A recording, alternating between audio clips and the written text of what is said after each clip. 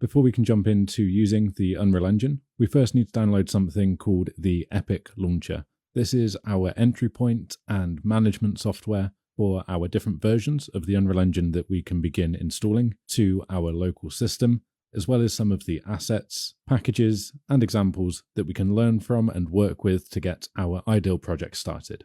To get started, we have a number of different ways that we can access or obtain the Epic Launcher. I'm just going to run through the generic approach, as this has been changing somewhat frequently over the years. The easiest way, of course, is to use your search engine of choice and simply look for the download of the Epic Launcher. The top results will normally take you to the correct place. At the moment, we can find this on the Download the Epic Launcher site, so it's store.epicgames. Again, this is one of those things which has changed in the somewhat recent months. But what we're looking for is somewhere that we can access here the download to the Epic Games Launcher. If we click on this, we should be given an option to save or open this somewhere.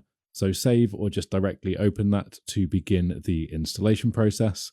Follow the simple steps to install the Epic Launcher. And if you haven't already, make sure that you sign up for an Epic account. They are completely free, but they will be required to sign in to the software to get started. The other option is to go to the official unrealengine.com site. And again, we can see at the top right-hand side, we have another place that we can access the download option to find the Epic Launcher. We'll get some options here to get the launcher. Follow the installation process if you needed help with this, but it is very, very simple. And we can just install this to our system. When you're getting started, this is another thing which is currently in the midst of changing in how the licensing works.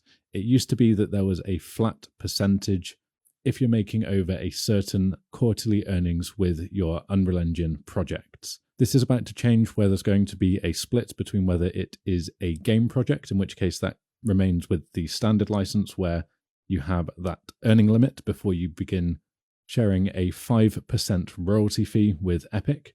We now have a custom license for non-game developers, but again, you can see here that even if you are working in a non-game development environment, for educators, students, hobbyists, we can still use the standard license and access the features completely free of charge. It's just one of those things where I don't want to give a blanket statement here because they have been making changes. So it will be worth just to come in, check here, and if you ever start making money and you're worried about what you may owe Epic or need to pay towards a subscription, depending on your use cases with the Unreal Engine, then just be sure to come back into their official documentation and their sites to keep up to date with any changes that they're making. After you've installed the Epic Launcher though, you should be greeted with something that looks a little bit like this. Again, the layout, depending on when you're watching this, can change from version updates, but the general layout will be the same here. You'll notice that you need to sign in. If you haven't already, you should be greeted immediately with a request to sign into your account. And when you have that done, we're ready to go with the next section where we'll be looking at the different parts of the Epic Launcher and what we have available to use.